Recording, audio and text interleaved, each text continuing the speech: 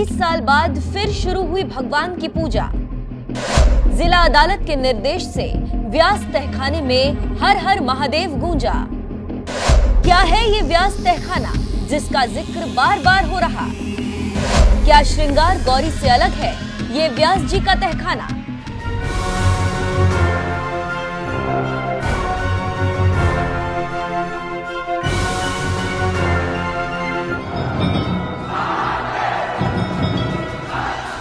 नमस्कार, मैं हूं दिबांजलि मोइत्रा। लोगों में कौतूहल का विषय हो गया है ये व्यास जी का तहखाना, जब से यहां पर जिला अदालत ने पूजा पाठ करने का निर्देश दिया। जिला अदालत ने व्यास जी के तहखाने में पूजा पाठ की इजाजत हिंदू पक्ष को दे दी और 1 फरवरी की सुबह से ही यहां पर हर हर महादेव की गूंज सुनाई देने लगी। लेकिन ये व्यास जी का तहखाना है कौन सा? क्या ये श्रृंगार गौरी मंदिर का ही कोई हिस्सा है? तो हमारा जवाब है नहीं। ये व्यास जी का तहखाना जहां पर पूजा अर्चना करने की इजाजत जिला अदालत से मिली है, वो श्रृंगार गौरी मंदिर का हिस्सा नहीं, बल्कि ये श्रृंगार गौरी का मंदिर तो ज्ञानवापी के बगल में स्थित है। वहीं पर पूजा के अधिकार को लेकर याचिका दायर की गई थी। उसके बाद ही सर्वे करवाने का आदेश दिया गया और अब व्यास जी के तहखाने में पूजा का अधिकार मिला। तो ये व्यास जी का तहखाना कौन सा है? व्यास जी का तहखाना ज्ञानवापी के नीचे स्थित है। दावा ये किया जा रहा है कि इसी जगह पर हिंदू देवी देवताओं की मूर्तियां मिली। एएसआई की सर्वे रिपोर्ट में भी व्यास जी के तहखाने का जिक्र मिलता है। उसमें भी इसी जगह पर कुछ ऐसे साक्ष्य मिलने की बात लिखी गई है जो ये साबित करती है कि ज्ञानवापी मस्जिद नहीं, मंदिर ही। हिंदू पक्ष के वकील विष्णु शंकर जैन ने बताया है कि जहां पर नंदी विराजमान है, उसी के ठीक सामने व्यास जी का तहखाना।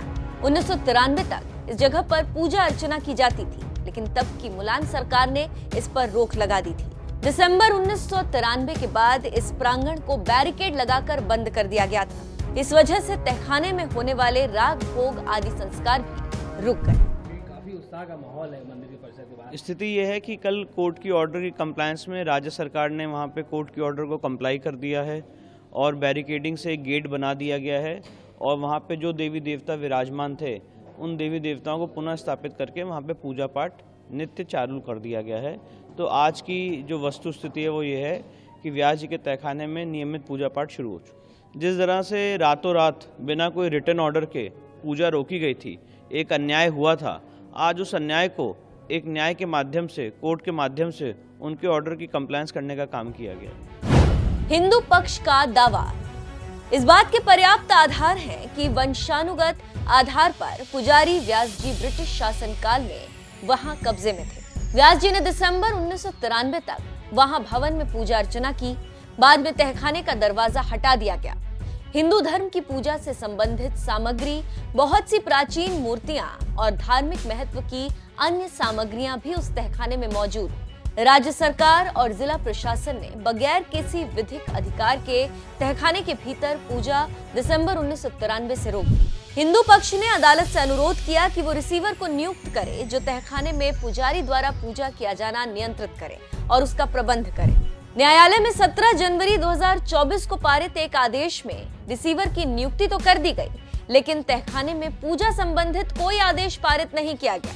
जबकि हिंदू पक्ष ने अपनी दलील में कहा था कि तहखाने में मौजूद मूर्तियों की पूजा नियमित रूप से की जानी आवश्यक है, जिसका असर ये हुआ कि बुधवार को जिला जज कोर्ट ने अपने एक आदेश में व्यास जी के तहखाने में पूजा की अनुमति दे दी। रोक को जिला अदालत ने खत्म कर दिया और हिंदू पक्ष को व्यास जी के तहखाने में पूजा करने का अधिकार दे दिया।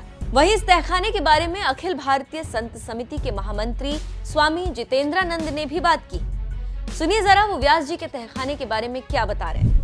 आज वाराणसी जिला कोर्ट में वाराणसी ज्ञानवापी के तहखाने के ऊपर यह निर्णय आना कि सोमनाथ व्यास परिवार के पास जो स्वामित्व था जिस तहखाने का, वह तहखाना पूजा दर्शन के लिए खोल दिया जाए, यह हिंदू समाज के बड़ी विजय के पहले कदम के रूप में देखा जाना चाहिए।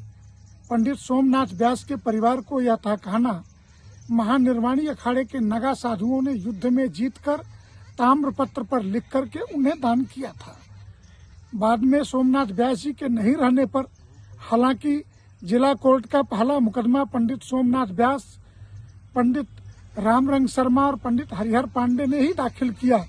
इन तीनों के दुनिया में नहीं रहने के बाद उनके परिजनों ने इस पर जिला कोर्ट को ये कहा कि वो वाराणसी के जिलाधिकारी को ये स्थान दे दें। वाराणसी के जिलाधिकारी को जनवरी में स्थान मिला और आज से पूजा पाठ के लिए खोल दिया जाना ये हिंदू समाज के लिए आह्लादकारी है और विजय के पहले चरण के रूप में इसे देखा जाना चाहिए। स्वामी जितेंद्रानंद ने व्यास जी के तहखाने में पूजा को विजय का पहला चरण बताया। निश्चित तौर पर ज्ञानवापी के जो हिंदू मंदिर होने के दावे किए जा रहे हैं, इस दावे की सच्चाई में तब्दील होने का इसे पहला चरण मान सकते हैं। एएसआई की सर्वे रिपोर्ट भी तो चीख कर मंदिर की सच्चाई बयां कर रही है। हालांकि एक सवाल अब भी कायम है कि इसे व्यास जी का तहखाना ही क्यों कहा जाता है। व्यास जी का तहखाना कैसे नाम पड़ा?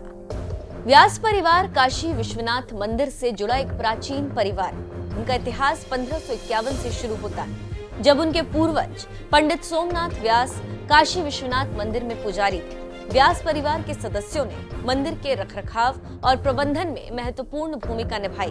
व्यास परिवार का ज्ञानवापी परिसर से एक गहरा नाता रहा है। कहा जाता है कि जब काशी विश्वनाथ मंदिर को तोड़कर मस्जिद बनाई गई तो उसके बाद भी व्यास परिवार तहखाने में पूजा पाठ करता रहा। इस तहखाने में मंदिर के महत्वपूर्ण खजाने और अवशेष भी थे। व्यास परिवार के सदस्यों ने ज्ञानवापी को मंदिर बनाने के लिए कई कानूनी लड़ाइयां लड़ी। व्यास परिवार ज्ञानवापी परिसर में रखरखाव और प्रबंधन का कार्य करता रहा है। 1880 में जब ज्ञानवापी परिसर को मस्जिद में तब्दील कर दिया गया, तब भी व्यास परिवार ने इसका विरोध किया था। इस परिवार ने कई मुकदमे लड़े और 2023 में इलाहाबाद हाईकोर्ट ने ज्ञानवापी परिसर के सर्वेक्षण का आदेश दे दिया। पंडित केदारनाथ व्यास ने भी ज्ञानवापी मस्जिद को मंदिर बनाने के लिए याचिका दायर की थी। आपको बता दें, ज्ञानवापी का ये विवाद 1936 में खूब उठा था। दीन मोहम्मद नाम के एक शख्स ने ज्ञानवापी मस्जिद और उसके आसपास की जमीन पर अपना हक जताया था, लेकिन वाराणसी के एडिशनल सिविल जज ने इसे मस्जिद की जमीन मानने से इनकार कर दिया। इसके बाद मामला इलाहाबाद हाईकोर्ट में गया था। 1937 में इलाहाबाद हाईकोर्ट ने अपने फैसले में कहा था कि मस्जिद के ढांचे को छोड़कर बाकी जमीनों पर व्यास परिवार और बाबा विश्वनाथ मंदिर का हक। तभी तो दिसंबर 1993 से पहले परिसर में हिंदू मुस्लिम दोनों धर्मों के लोग पूजा करने जाते थे, लेकिन इसके बाद पुजारी व्यास जी को इस प्रांगण के बैरिकेड वाले क्षेत्र में प्रवेश करने से रोक दिया गया।